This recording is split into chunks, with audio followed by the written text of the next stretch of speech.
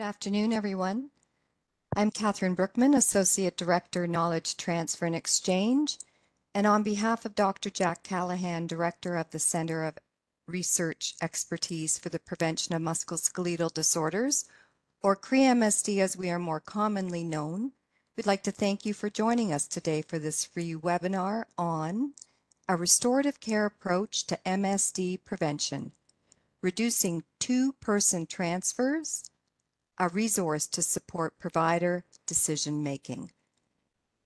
This webinar is also provided in support of the Ministry of Labor, Immigration, Training and Skills Development MSD Prevention Campaign in Healthcare and Community Care 2023-2024.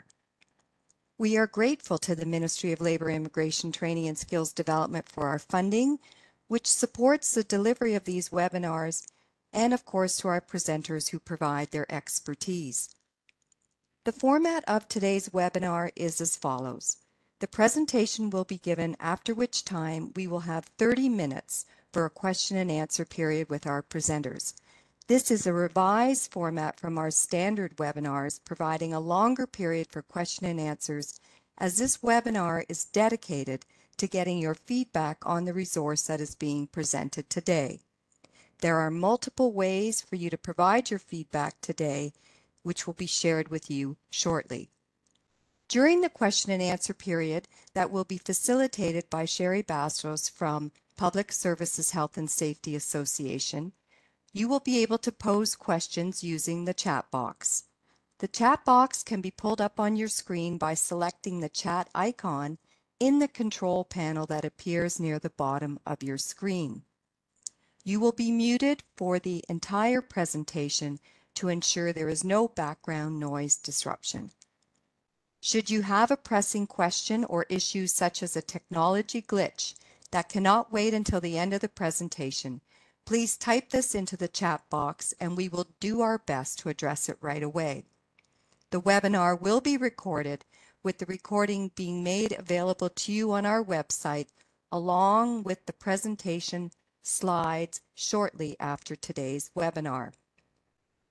At the end of the webinar, you will also be sent a link to an evaluation. Please fill this out as it will assist us in the future delivery of our webinars and in getting your feedback on today's resource presentation. Thank you so much for joining us today. Remember to watch the CREAMSD website and the MSD prevention site for other webinar resources and events.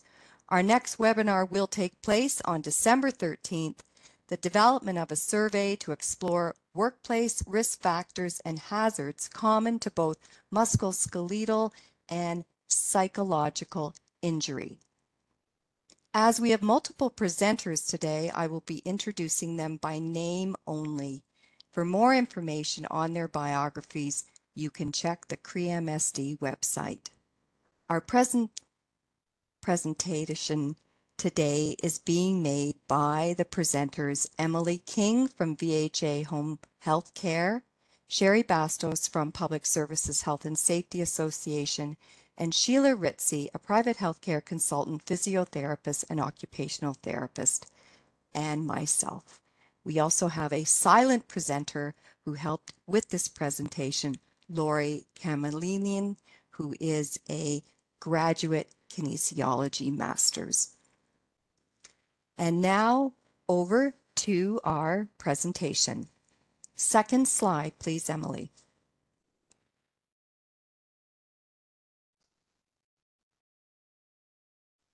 We'd like to acknowledge that this research project that is being presented today was funded through a CREAMSD seed grant.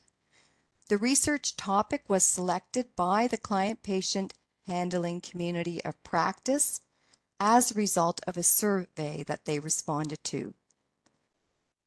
This research project is informed by a 32-person advisory committee of diverse practitioners that includes ergonomists, physiotherapists, occupational therapists, kinesiologists, a personal support worker, an ethicist, and researchers.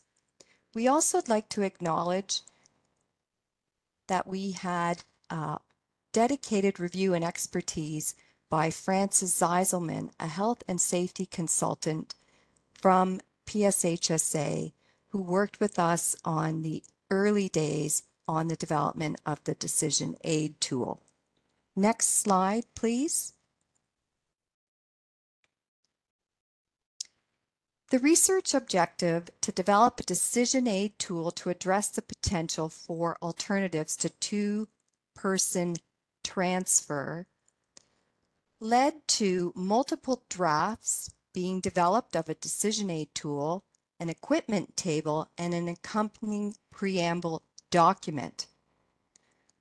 Feedback from the advisory committee members and assessment leads from a home care organization provided insights of how this resource could fit into practice and address the challenge that a wide range of assessment tools are used in order to create a resource that is compatible for a broad range of practitioners and organizations. Next slide, please.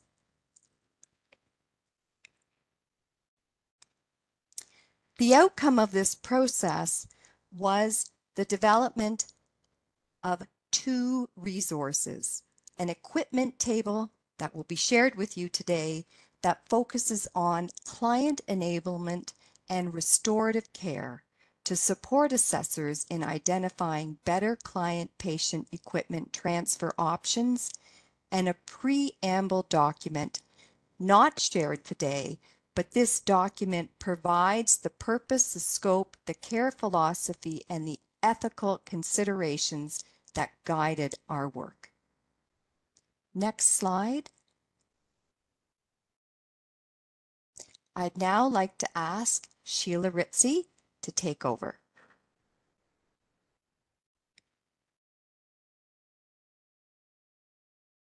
Sheila, if you can unmute yourself.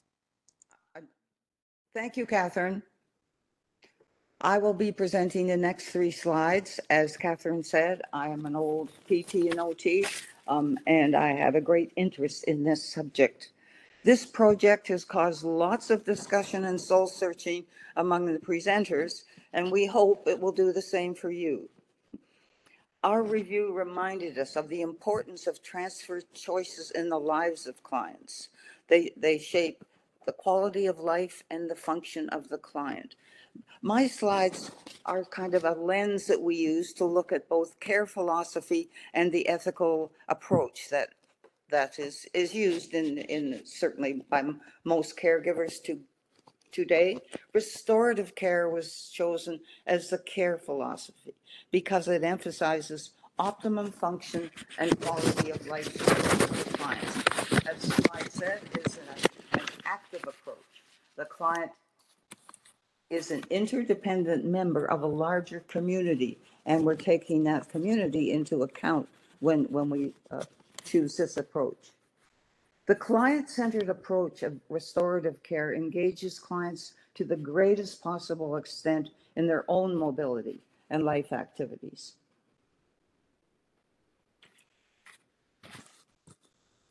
With a focus on the restoration of optimal function.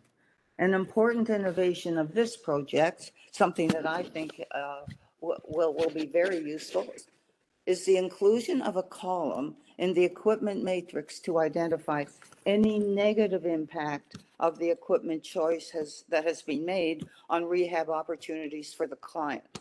Equipment that does not allow normal movement patterns, equipment that eliminates use of personal abilities essential for specific movement patterns will be identified. The choices that we make, that you make, that do not promote function can certainly contribute to the disablement process. So we hope that that this will just enlarge your thinking when you're making choices. And we know that sometimes you choose equipment that doesn't practice normal movement patterns, but is necessary for your clients. So we understand that you are bringing in the full clinical considerations when you make choices.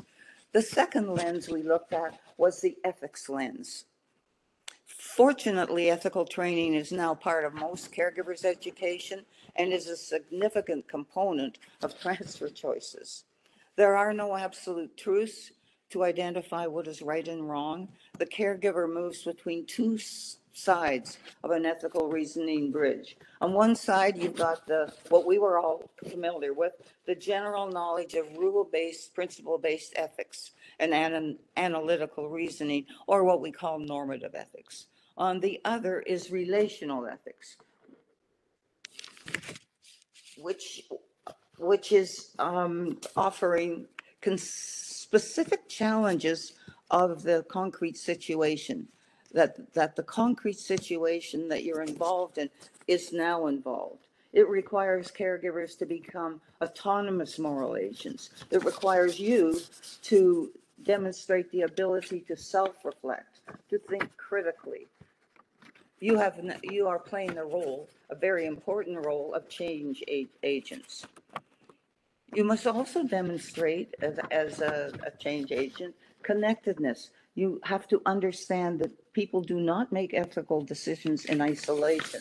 You consider the importance of the web of associations influencing your clients.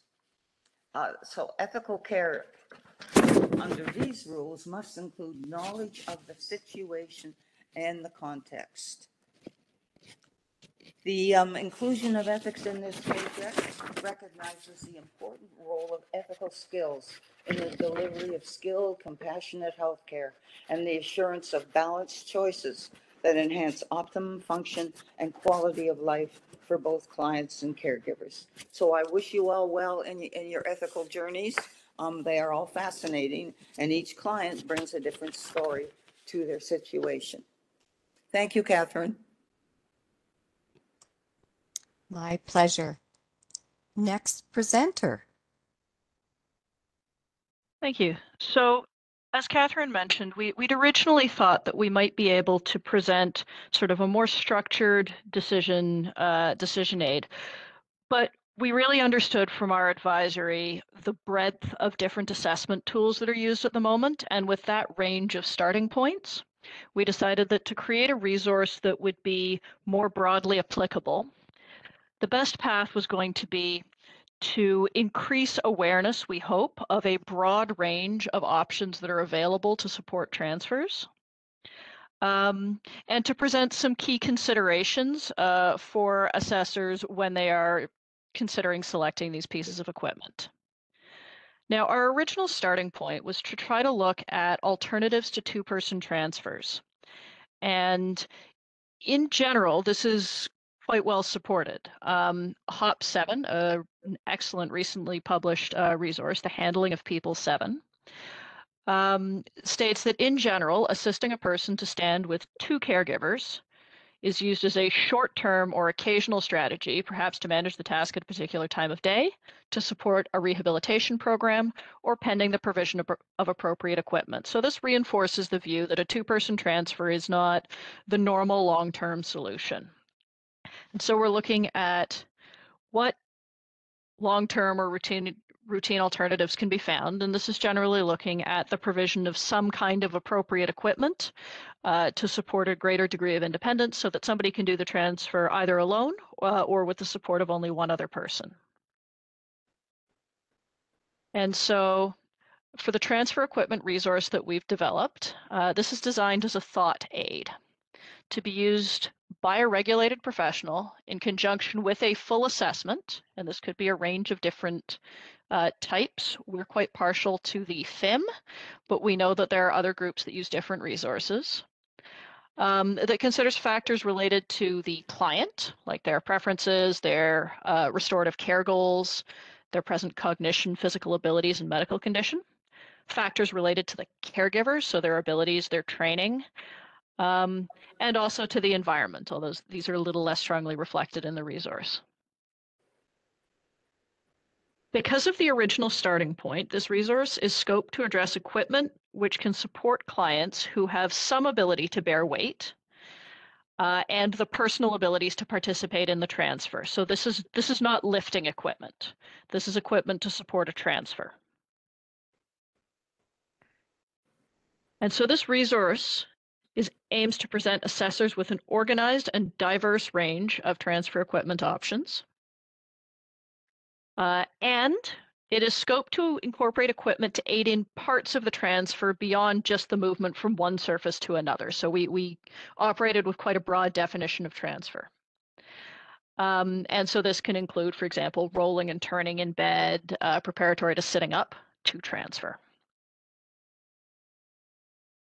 And as Sheila mentioned, the equipment options are annotated to highlight the potential impact on independence and rehabilitation.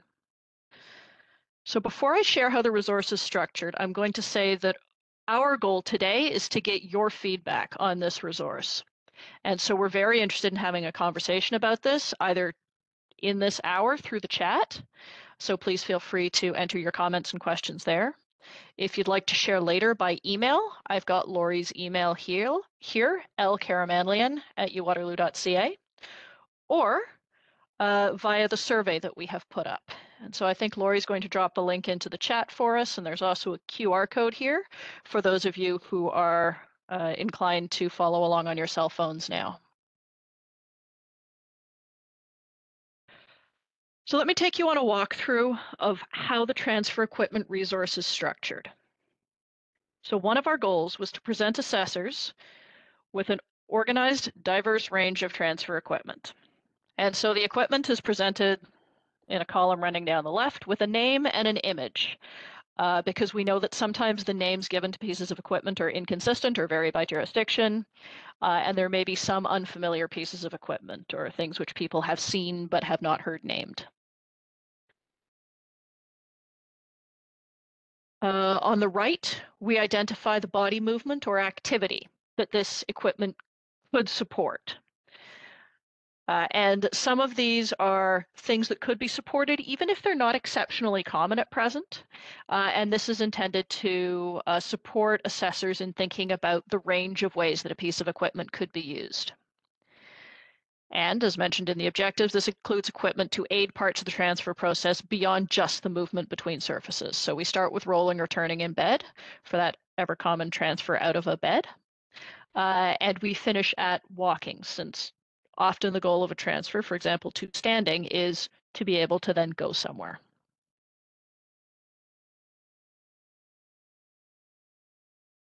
And now, as Sheila mentioned, this list is annotated to highlight the potential impact on independence and rehabilitation of each of these choices.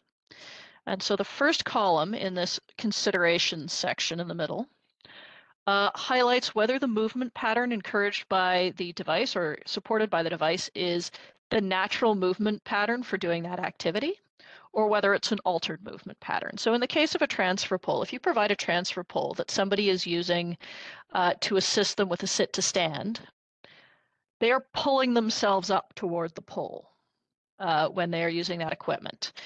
That's not the kind of muscle pattern that we normally use to stand up. And so it's highlighting that this does provide support for the client from the equipment, in this case at sort of a minimum level. It's still the client providing the effort, but that it is with altered movement patterns, which is slightly negative from a restorative point of view. If we're able to move people towards more natural movement patterns, that is typically the goal.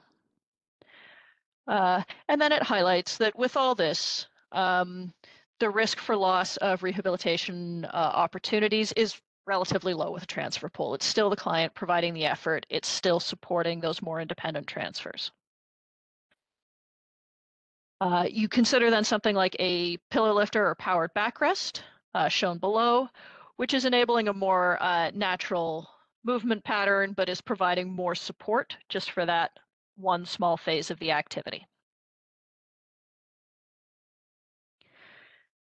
As we move sort of further down the table, we also find activities that are, I guess, providing aid in some more ways. We've got examples like the sit-to-stand patient transfer turning aid, like the Sam Hull turners or the Orbi turns. And in these cases, we do provide some brand names because it's like Kleenex, right? It's just what people call it sometimes. and then a motorized sit-to-stand device. And so in this case, we emphasize that the motorized sit-to-stand device is providing more support for the client from the equipment, and there is a greater loss of rehabilitation opportunities in cases like that, where the client is doing less themselves. But it's still supporting them to get up, and it's still supporting them to complete that transfer, and to stand as part of that.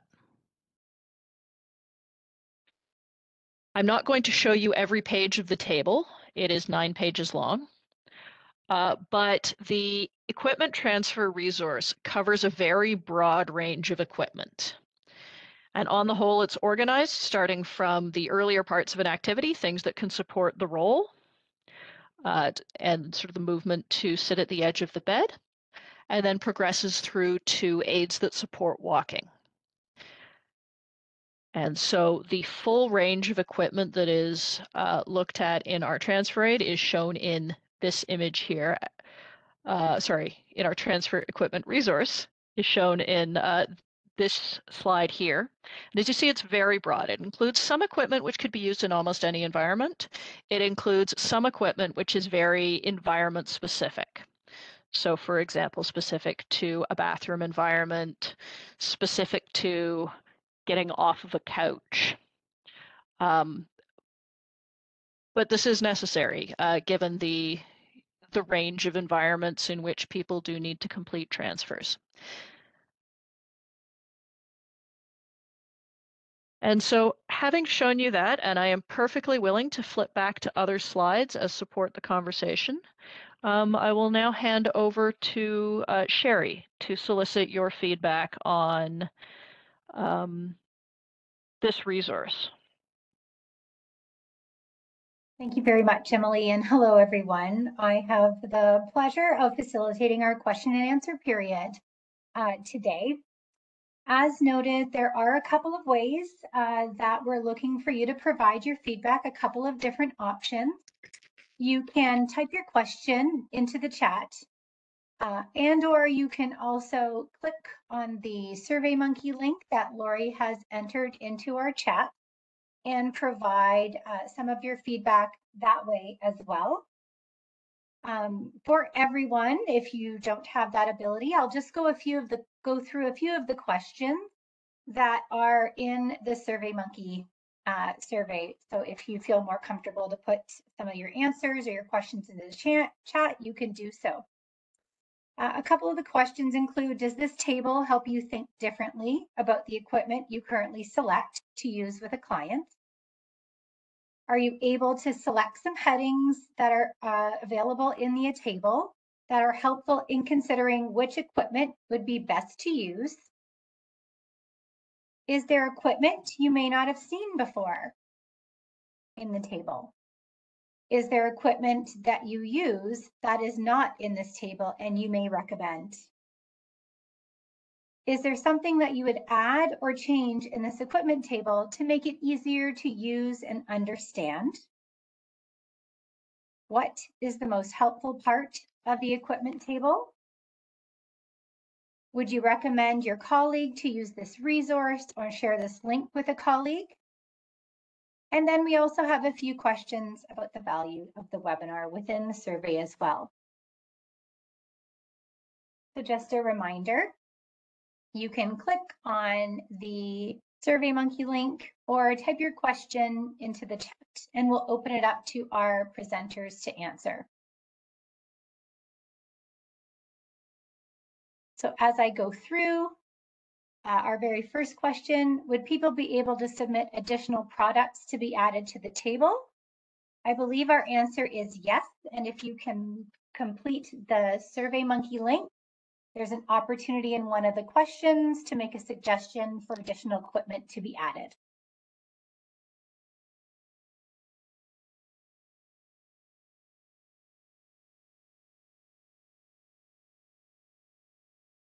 I will just retype the SurveyMonkey link to everyone.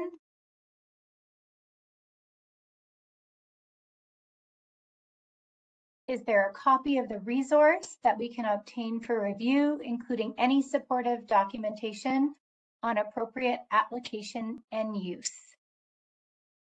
Can one of our presenters feel comfortable in answering that question?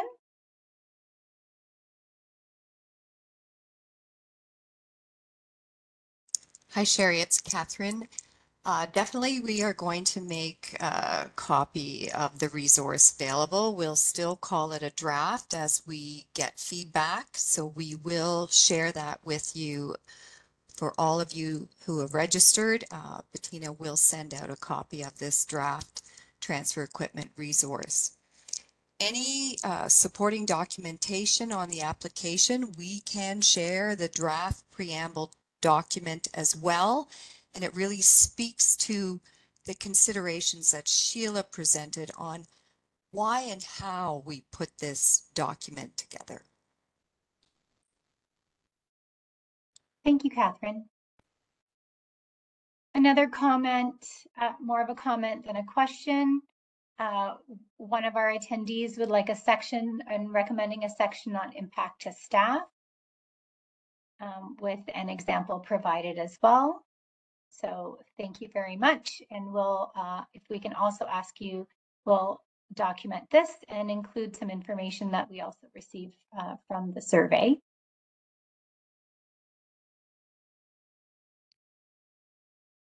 Another comment, is there consideration to add under the consideration part to the table?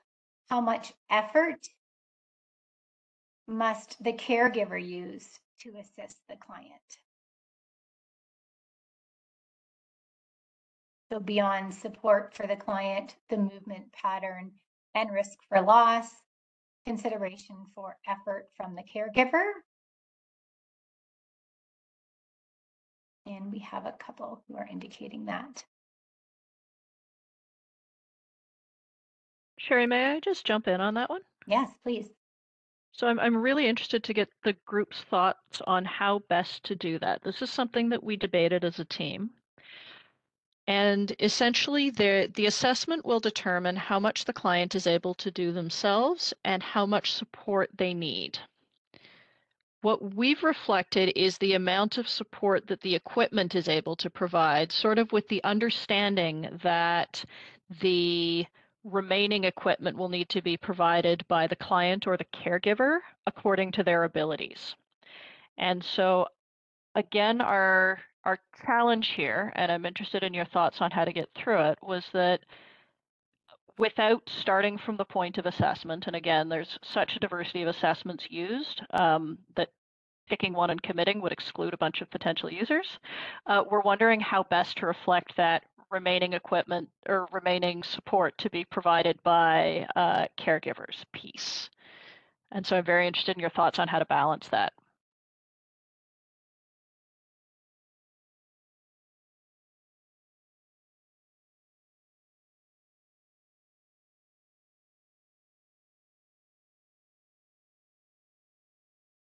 So Emily, no comments yet.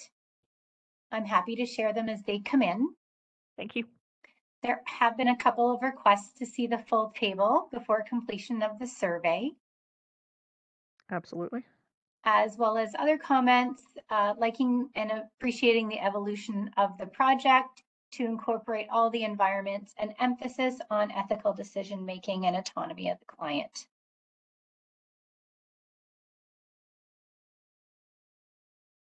There's also a request for a copy of HOP 7 as possible.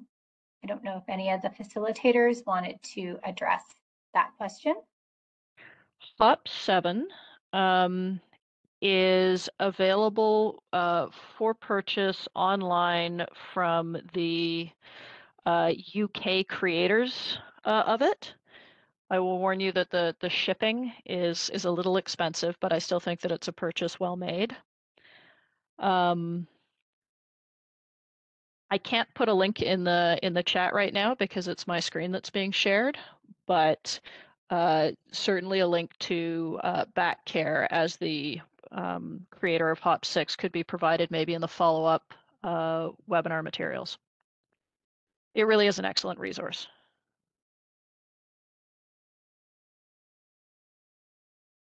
Thank you, Emily. There's also additional comment on the value of putting the effort of caregiver, but the challenges that are associated with it. So if those that are on thanks, the Randy. So if those that are on the line can give some thought to this and potentially add some suggestions into the SurveyMonkey link, we would appreciate that for the next revision.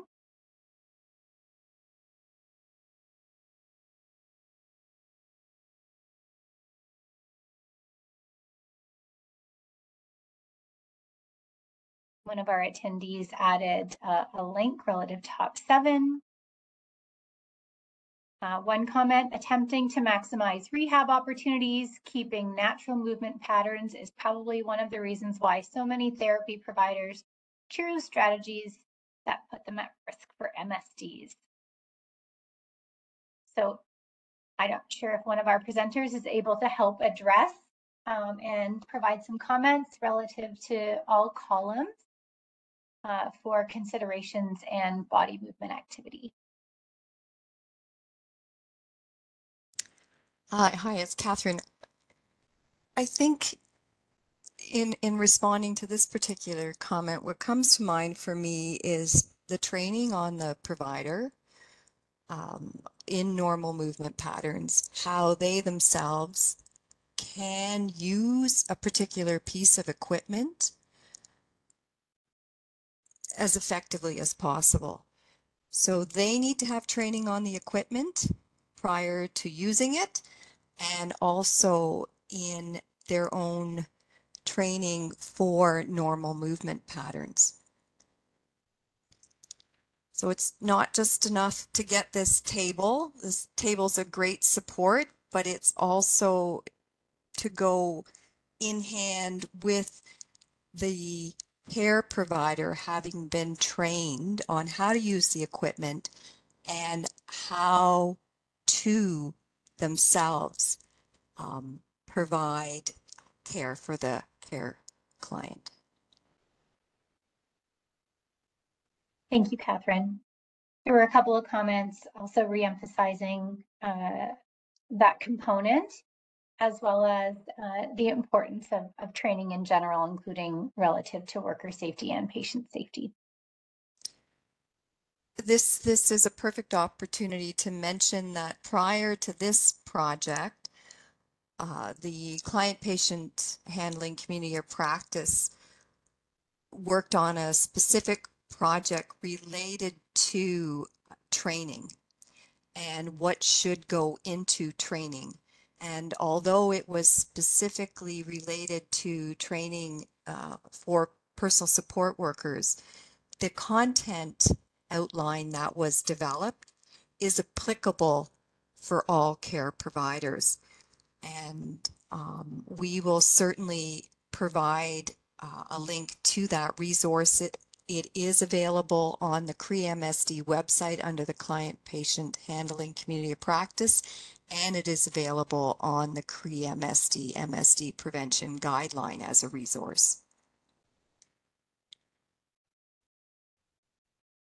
Thank you, Catherine.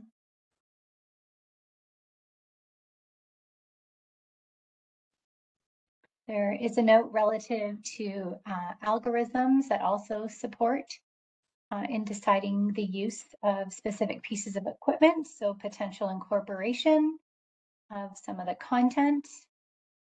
Others that agree there's an assumption that equipment use may significantly reduce rehab potential of clients, so staff are reluctant to use. The section on risk of loss of rehab opportunities may help to allay some of those concerns. So discussing some of the columns and the value of the columns that are found within the equipment resource. It's very, Sherry, I just wanted to highlight that it's very helpful to get this feedback from our participants, because when we put this together, looking at the normal movement patterns, along with the support for client from the equipment and the loss of rehab opportunities, it would be interesting to hear from any of our participants if there are areas when you're working with a client to make that transfer that we haven't considered in this, that jumps out at you?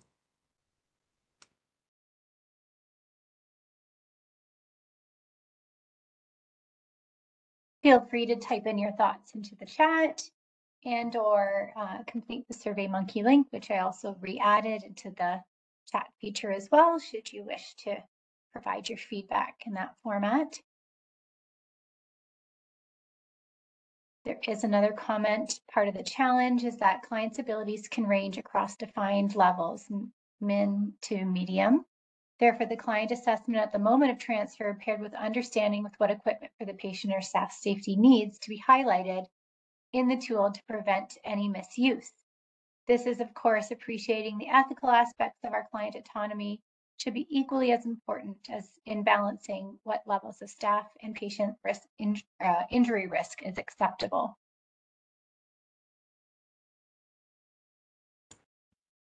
Thank you very much for your comments.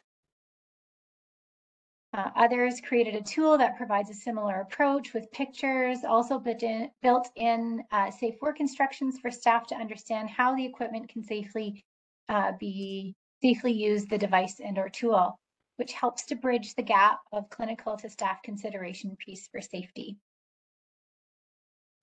Thank you very much. Yeah. Sherry, one of the comments, just going back to the moment in time that you are with the client. We didn't share, but at the top of this resource, it actually it provides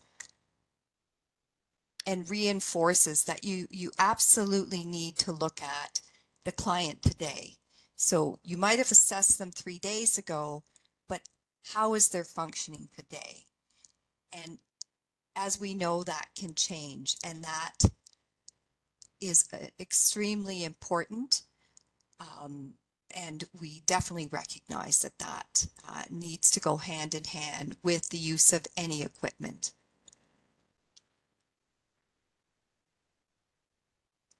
Thank you, Catherine. Another comment that there's different reasons to help support and move patients, sometimes just for function and sometimes it is for rehab. These goals may be different and provided by different caregivers as well. So consideration for that within the tool. One of our team members provided a link to the training document and evaluation of mobility and handling training that Catherine had noted earlier. So thank you very much. Other comments reinforcing that not every movement is designated as a rehab movement. So language and opportunity with language. I don't know if any of our presenters wanted to speak further about the opportunities for rehab components within the tool.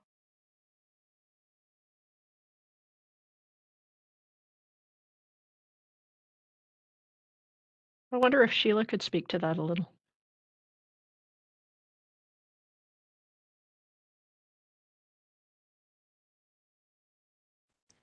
Sheila, are you able to unmute and possibly discuss rehab versus function? I'm not clear what the question is. What is it you want a comment on? There is some comment saying that not every movement is a rehab movement. Oh, that's interesting. Well, I guess we look at personal abilities for each of these functions and focus on specific movements.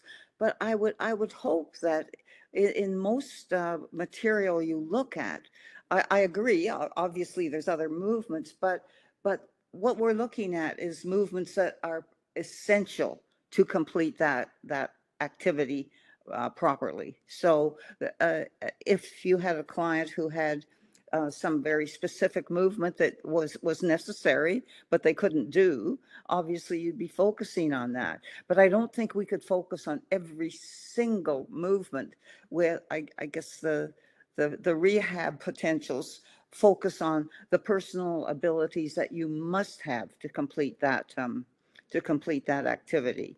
Otherwise, I can't imagine what our instruction manuals, et cetera, would look like. They would certainly be very thick. Does that make any sense? It does provide provisional additional support. Thank you, Sheila. There's also a comment around potentially avoiding the SASCA poll, as it may not train on normal movement patterns if that this individual had to maximize training and cannot get client to do a sit to stand with the assist of one. They would potentially try the SASCA poll before discharging to home. So appreciate that feedback, and we'll make note for further comment in the next revision.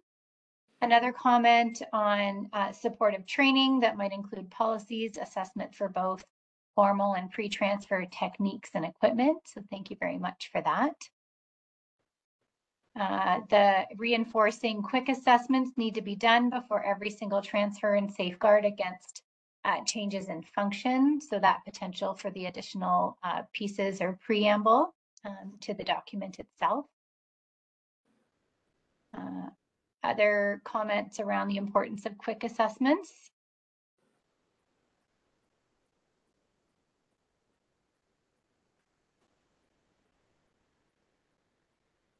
One comment, if the intent of the resource used would be used by frontline staff, it may be important to allow for this chart to be customized to reduce the tool to its most relevant equipment that may be available to staff. So the opportunity to customize and or merge with other assessment tools and documents that are currently in place. So very much appreciate these comments for considerations for our preamble document as well as the thought aid itself. Thank you very much. Sherry, maybe this is a chance to clarify. Where we landed with this resource is as a document targeted at the person who is doing the transfer assessment. So this would be ideally, an occupational therapist, a physical therapist who is able to do a full transfer assessment and would be the one in the position of selecting the equipment that ought to be provided or that ought to be acquired to support these transfers. Thank you for the clarification, Emily. Another attendee also noted the value of a standardized and quick way of doing a patient mobility assessment before every single move, as it is challenging and potentially hard to apply as well. So we appreciate you clarifying that, Emily. Other comments are around the importance of doing a CARE assessment. One comment noted that the CARE assessment can be found on PSHSA's website. And another member did note that they have developed a quick pre-transfer checklist. It is not necessarily standardized. There's an agreement with the pre-assessment importance.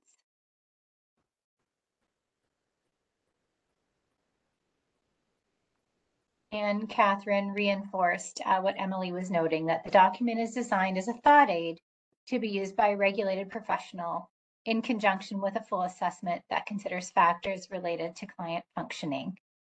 Example, preferences, restorative goals, cognition, physical abilities, and medical conditions, the caregiver, as well as the environment.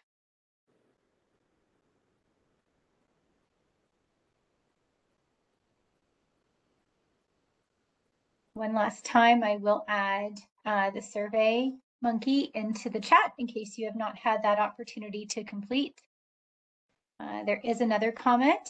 It may be useful to have, or would it be useful to have the appropriate cost of the equipment listed in an appendix? There may be some that are unfamiliar on the items. Is this something to consider if a patient cannot practically afford that piece of equipment in the long run? So, a link to potential opportunities where it may be purchased and or approximate cost. Does someone from the team, are they interested in providing comment with that opportunity? Sherry, I wanted to go back, circle back to the comment that Gail made, that they developed a quick pre-transfer checklist. And I'm just curious, Gail, not to point you out, but is there anything based on that, when you look at our transfer equipment resource, is there anything you think we missed? And of course, we'll reach out to you to see if you could share that with us. I know it's not been standardized.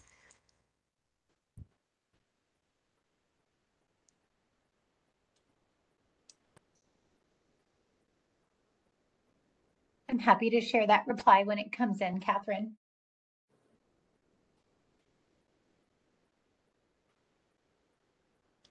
Thanks, Sherry.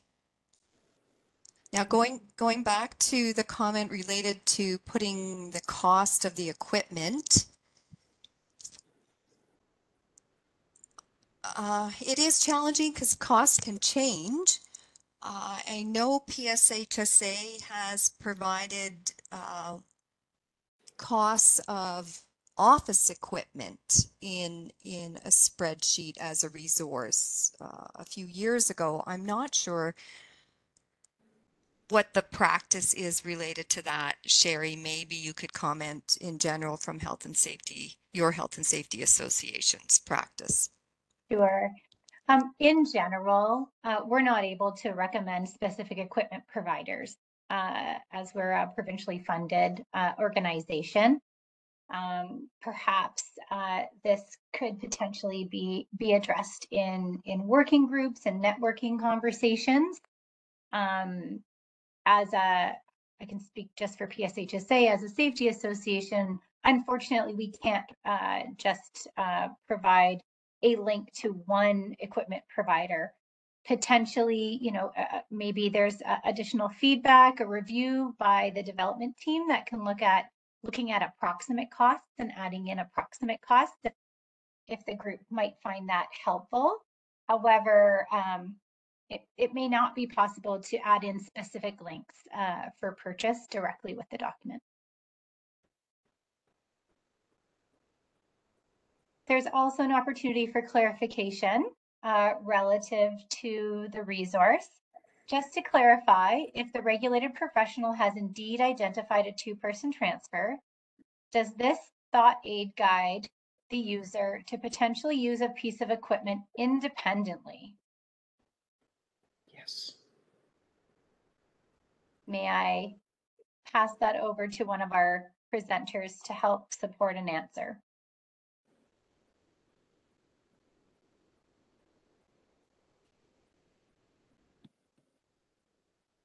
The question is to clarify, if the regulated professional has indeed identified a two-person transfer, will this aid help guide the user to potentially use of a piece of equipment independently or by one person? I'll jump in on that one. Our hope is that if somebody is being considered for a two-person transfer, there is an opportunity to look at this thought aid and think, are there any ways these pieces of equipment could support them to become more independent? And so to help support awareness of the range of options and of the different phases of the movement that this could be used for, because different phases of the movement can trigger the thought that this might need to be a two-person transfer. And certainly there can be cases where equipment use can reduce the need for a second person or indeed reduce the need for anything more than supervision. So certainly it's our hope that by reference to this thought aid, the assessors can check their thinking and can see if it might be able to step back from two-person transfer towards something more independent. Thank you, Emily. Next, there's additional comments relative to the utilization of care which can be used by also non-regulated professionals to see if they have everything necessary to carry out what the regulated healthcare professional has recommended. Also a comment for request to see the document in its entirety to provide full feedback. So thank you. We will make that happen. Some additional ideas. We could donate cost with dollar signs, like $1, $2, you know, just with dollar signs to indicate if it may be a more expensive piece of equipment versus others, to communicate a range of costs. So fantastic ideas being shared. Thank you so much. Also the opportunity or potentially the opportunity to add in if ADP funding might be available. So other ways to identify potential costs and funding. Very much appreciate your comments. We would also like you to help consider, are there any additional thoughts on headings that might be helpful for us? And one comment to that is something that might address installation tips or challenges, or a means of ensuring proper installation. Potentially listing the equipment in ascending or descending order of support for the client, or rehab optimization by each task might make it a bit more user-friendly. Emily, can you help to note in what order the equipment is in right now? If Lori is able to unmute herself, actually, she is the latest person to update the table. Thank you.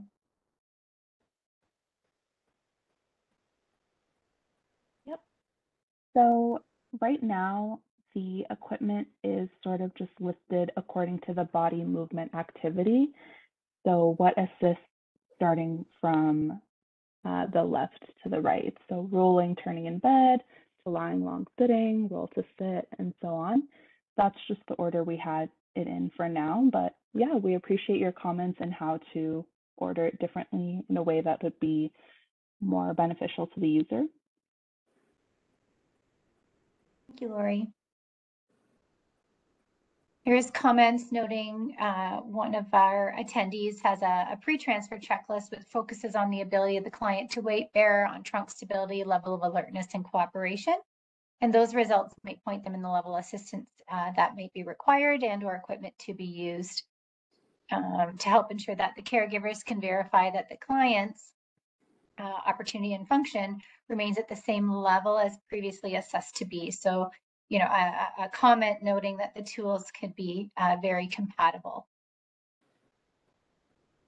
Another comment noting the aging population living at home, we need to ensure the safety by the PT or OT as well, and meet the need of the client's personal specific goals. If this is an elderly couple, equipment aid supporting their living together in their home and not requiring placement. So appreciate these comments for where you might find that you'll be able to utilize the equipment resource to help meet your goals and your care goals.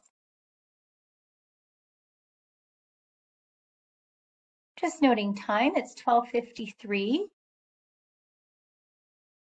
If you have any further questions for our panel relative to the resource, if you don't mind typing them in the chat, please.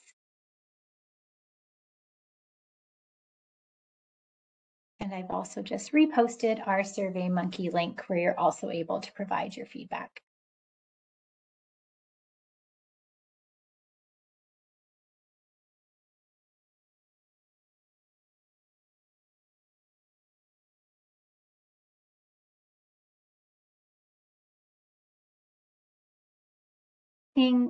Seeing no further beyond enjoying the discussion and appreciating the efforts of all, we want to thank you, and we appreciate everyone's attendance today reviewing the thought aid and equipment resource. We appreciate your focus on MSD prevention. As Catherine had noted, we will post the presentation up on the CREAMSD website and ensure we have a draft of the full resource available for review. Thank you very much to everyone for attending, and please have a safe and healthy day. Take care, everyone.